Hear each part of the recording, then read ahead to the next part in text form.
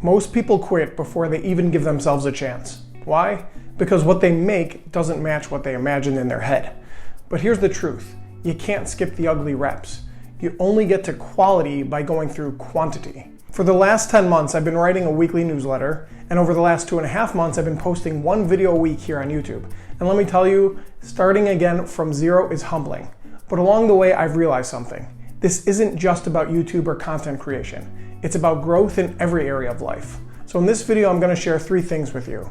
Why almost everyone quits before they hit 10 videos, how to reframe the discouragement when your work doesn't match your vision, and the system I built that keeps me consistent even when motivation fades. By the end, you'll see why quantity is not the enemy, it's actually the only path to quality. Okay, let's get into it. So like most life lessons, I learned this lesson the hard way. When I hit publish on my very first band video back in May 2008, it wasn't perfect. The sound wasn't great, the camera angles were rough, the lighting was questionable, but I uploaded it anyway, and then another and another. Over time, we improved the production quality of our videos, making a deliberate effort to film specifically for the purpose of sharing our videos on YouTube. And those uploads led to millions of views, tens of thousands of subscribers, and countless conversations sparked through music that my band and I created and shared. Now, 3 years later, in May 2011, I launched my personal YouTube channel. But it was years before I uploaded any original content on the channel. I stalled for a very long time. I told myself I'd start when the timing was right, when I had better ideas, when the quality matched the vision in my head. Spoiler alert, that moment never comes. The only way to bridge the gap between what you imagine and what you produce is to start and to keep going. Fast forward to today. For the last 2.5 months, I've been posting one video every single week on that personal channel, and let me tell you, it's humbling to start over again.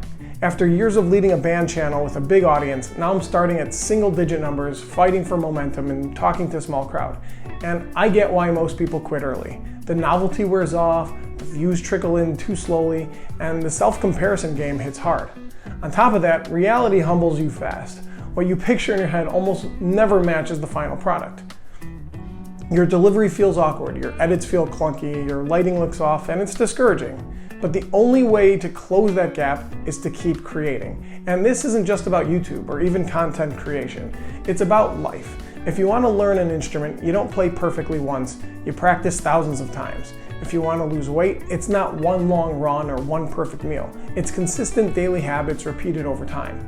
If you want to grow a business, it's not about nailing your first pitch. It's refining hundreds of conversations. We don't like to admit it, but success comes down to repetition, to sheer volume.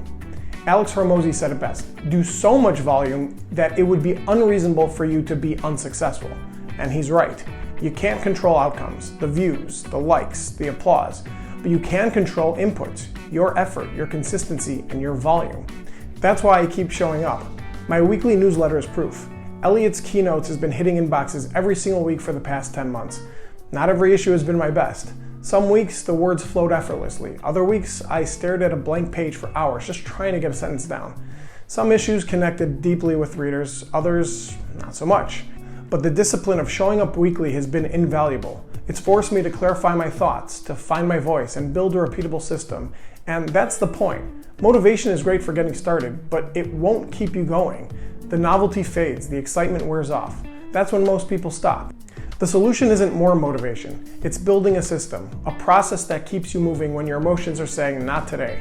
For me, that means setting a fixed day to publish videos, a weekly writing routine for my newsletter, and a checklist that breaks big tasks into small, manageable steps. Because the truth is, systems beat motivation every time. So let me leave you with a few takeaways you can put into action right away. Set a minimum commitment. Start small, but stay consistent. One video a week, one blog post a month, 30 minutes of practice a day. Track volume, not perfection. Don't obsess over quality too early. Quality comes through quantity. Expect the gap. Your early work won't match your vision. That's normal. Keep going. Build a system. Create routines and checklists that make it easier to start and harder to quit. And finally, detach from outcomes. Measure success by inputs you can control, not by results you can't. Because here's the truth. Every great creator you admire once stood exactly where you might be right now. Small audience, clunky results, plenty of doubts. The difference is they kept going. And I'm right there too, still in the trenches, still learning, still creating. But I know this, the only way to reach quality is through quantity. So if you've been waiting for the perfect moment to start, this is it. Publish the post, record the video, share the story. And if you're already on the path but tempted to quit, remember, the reps matter. Every single one brings you closer to the vision in your head.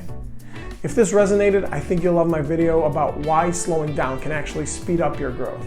And if you want more content like this, subscribe. Not because it helps me, which it does, but because it'll help you keep going, one rep at a time.